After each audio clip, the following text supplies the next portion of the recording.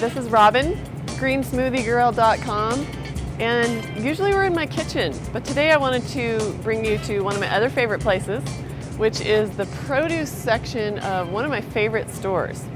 I know a lot of Green Smoothie Girl readers are local, so I'll tell you exactly where I am. I am at Harmon's on 800 East in Orem, Utah. So if you're local, you definitely want to check out Harmon's.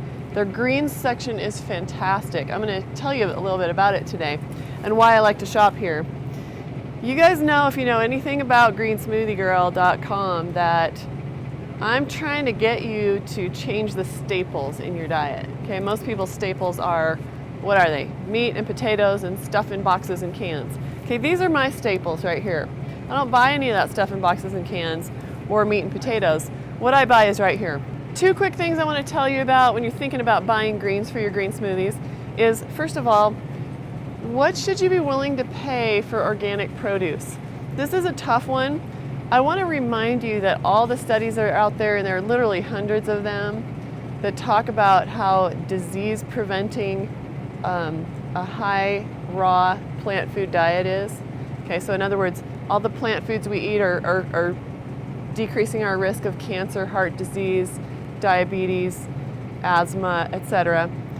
All those studies were based on eating conventional produce, okay? So I don't want anybody to ever see one of my videos or do my program and think, wow, I either have to buy organic produce or else just forget it. I'm not going to buy it. It has pesticides on it.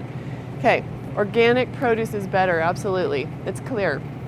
Okay, even if the data is a little bit iffy on whether produce has more nutrition in it if it's not sprayed, one thing we know is we don't want to be eating those pesticides either way. Okay, so whenever you can buy organic, definitely do it. But one thing that helps me is I don't always buy organic. Okay, I'm trying to be on a grocery budget.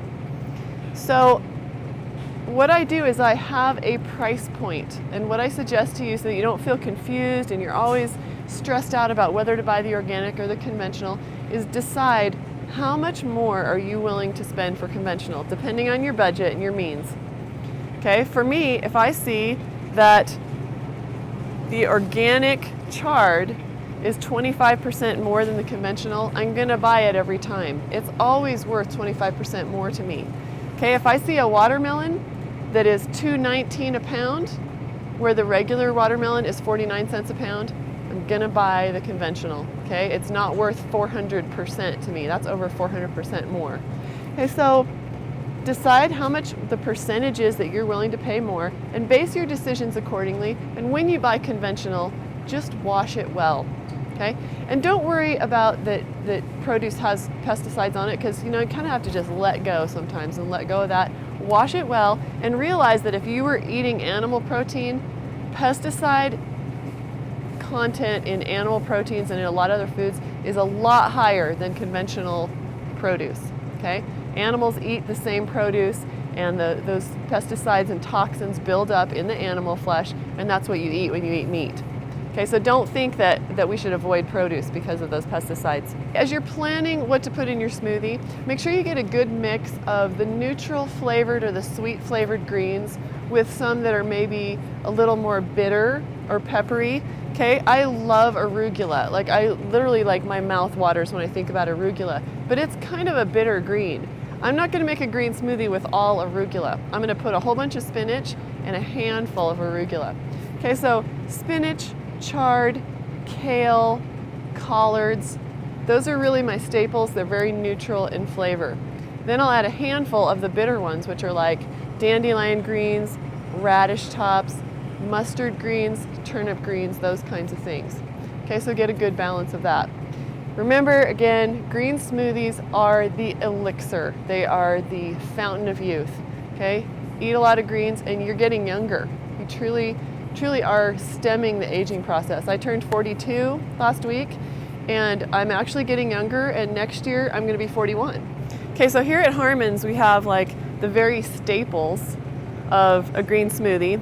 These down here at the end are the ones that I use the most. Besides spinach, we've got bagged spinach that is probably everybody's favorite thing for green smoothies. But another one of my favorites is chard. Now, when you're buying, look for wilted leaves, okay? And try to avoid buying the wilted stuff. See if you can buy it where it looks really a little more lively, okay? Here at Harmon's, they usually have 2 different kinds of kale. Okay, this is what we call black kale. I don't know why, because it's not black, but it is a little bit darker. And then this is the curly kale. I think it's also called dinosaur kale. Another one of my staples or my favorite things is these collards here. Okay, everybody thinks collard greens are something you fry in bacon fat in the South, but you green smoothie girls know that we throw them stalks and all. Okay, don't throw this stuff away. It's great fiber. We throw it all in our green smoothies.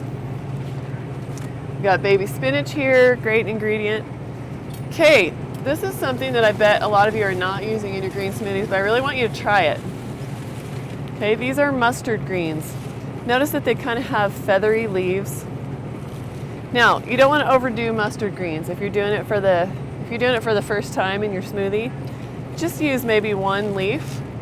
You're good. If you like mustard, you're probably going to like this. It really has a kick though. It's really peppery.